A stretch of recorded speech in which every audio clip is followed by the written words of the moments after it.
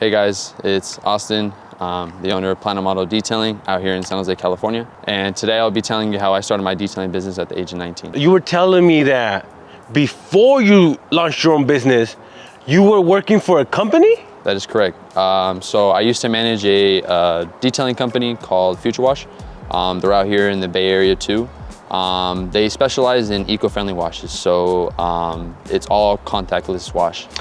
Is that waterless or is that something different? Yeah, it is waterless. Waterless, Yes. which is mainly like a little bottle? Yeah, so the way they did it was they would just get the eco-friendly wash itself, get a spray bottle and basically dilute it. And from there, they taught us to use a one bucket method, 2 microfibers, one in the bucket with the product, and then one for after. You would basically just spray the product on the panel, use the towel that's diluted in the bucket, wipe the panel, and then wipe it with the dry microfiber towel. So, now that you have your own detailing business, looking at that method, how do you feel about it? I heard it's really good for cars that aren't that dirty, or do you think it's not a good method? Honestly, from working with that kind of product for almost 2 years, I would say that it's made for certain vehicles. I would specifically say it's great for fleet accounts. The reason why I say fleet accounts is because with fleet accounts, they're more for looks on their logo. They want their logo look clean, and they don't really specifically want their vehicle, non-scratched and stuff like that. Usually fleet account vehicles are going through, heavy dirt or, areas where it's already getting scratched itself. So a normal foam wash or something like that would be a little extra for it. So I believe Eco Wash would be the go-to for that kind of method.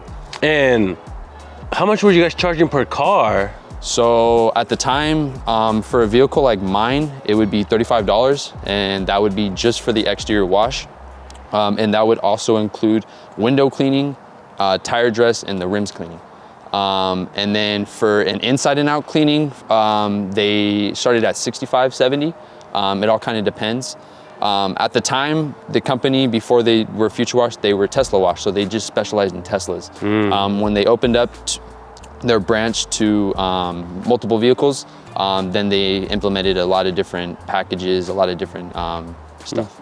And you say you were the manager, or like? Yes. Yeah. And how many people will go to fleet to go detail fleet cars? So at the time, they actually only gave me one co-partner. So at the time, we had 12 different sites. Most of them were weekly. We had a few bi-weekly and a few once a month. But basically, I would have a guy. Me and him would be in contact every day. And in my opinion, it almost felt like I was owning the business, but just in the fleet version, in that aspect. And then, it kind of just got to the point where, you kind of start outgrowing it to the point where it's like, okay, I'm the manager. What can I get? I can't become the owner. I'm kind of stuck here. You know what I mean? And I really like detailing. And I knew that if I decided to try something myself, I knew I could probably take it to where I would want it to go. And for the past 2 years, I've been very thankfully successful with everything moving forward. Now, you were the manager over there? Yeah. You decided to quit and start your own thing, or were you balancing both? Or did you steal a couple customers, bro? So at the time, I actually, I was balancing both for a little bit. And then it got to the point where I asked them for a higher raise. And it just went downhill from there. It was almost as if I did something wrong. Yeah. And then once I realized that pay was a problem, I knew that I needed to get out of there. And I knew that focusing on what I really wanted to do was for myself. And I knew that I just needed to follow through with it. And so I did. And to this day, I honestly don't regret anything. I'm glad that I left.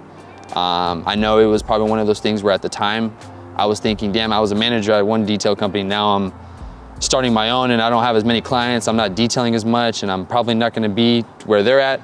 But it's been paying off. Got it. So what was you first, after you quit, what did you do? Did you go into your business full time, or did you go get another day job? Yeah, so I actually still do my other day job. So about 2 years ago, I picked up a job at Apple. I picked up a security gig with them during Grave.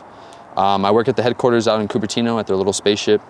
And the reason why I picked up security was just because it was one of those jobs where it was going to be very easy to where it would still allow me to give detailing my full 100%.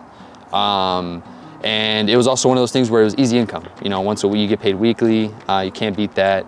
Cupertino's not really that far. It's about 10 minutes from here for me. So it was just also really close. And at the time, my brother was actually already a guard for Apple. So he kind of got me in there. And then, yeah, like I said, for almost 2 years now, I've been doing it. And it's pretty much helped me get my business to where it's at now. Got it. So let's talk about your business right now. You were telling me that this is your detailing setup right here. Yeah. You got everything, and we're gonna talk about it. Yeah. But you started in the garage. Yeah. So, want to show us real quick? Yeah. So thankfully, my dad's let me detail out of the house. That's how you started. Yeah. Detailing out of the house. Exactly. So you had customers come in and this and that. Yeah, exactly. So I should have it a little more organized, but pretty much those two cabinets back there have all my products. We've ranged from Sonax to 3D to, you know, Griots to PNS to pretty much a lot of everything. We don't like to, you know, specifically say that I go with one product because in my opinion, each company creates their own products that specialize in, you know, top tier things. But you know, one thing that I really would acknowledge that I have noticed is just being able to build like two setups in a way. I've been able to create a setup from home and been able to create a setup for my mobile to where I'm not having to grab the same product for two different things where I'm having to fill up, you know, on my mobile. I'm able to just have my mobile products. When I show up to the appointment, everything's already filled up. When I have an appointment here, when I'm coming back from my mobile, I'm not having to hurry up, refill my bottles and stuff like that. Everything's already set. It's pretty nice like that. So as you can see too, you can't wait until I get an actual shop. But yeah, so this is kind of just my, you know, basic little garage setup. But I have converted it more to dealing with mobile services just because I actually dealt with one of my neighbors ended up calling the city on me.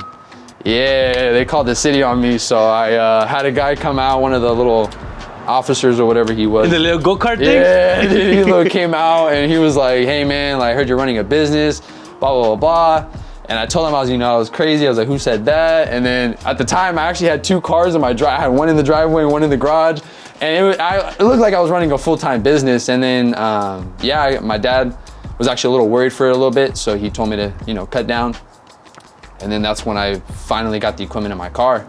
And it was more like, my neighbors were probably like, you know, when I pulled up home, they're probably like, what is that in his car now? You know what I mean? And then, yeah, I've been just doing mobile services since then. I haven't really done anything other than maybe a few appointments here at the house, but a lot of customers really like mobile services. All right, Austin, so you upgraded to being mobile. Yes. Where are you at in your business right now? So right now, with my business-wise, I have roughly over around 35 clients. I have one fleet account. It's called Qualtech Mechanic. They give me about 10, I'd say roughly, I think they're Ford F1, or yeah, they're Ford F-150 trucks. They give me about 10 of those and about 3 of their personal vehicles from the employees. Those are bi-weekly, so in a month, I'm pulling in around a little over a rack from just them.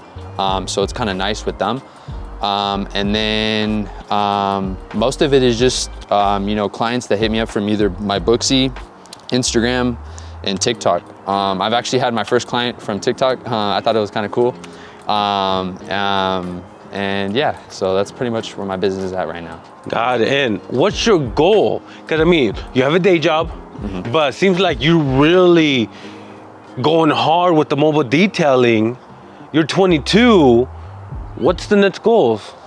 So my next goal is to get a van. I love the Benz, but it's time to eventually retire it to get into a full van.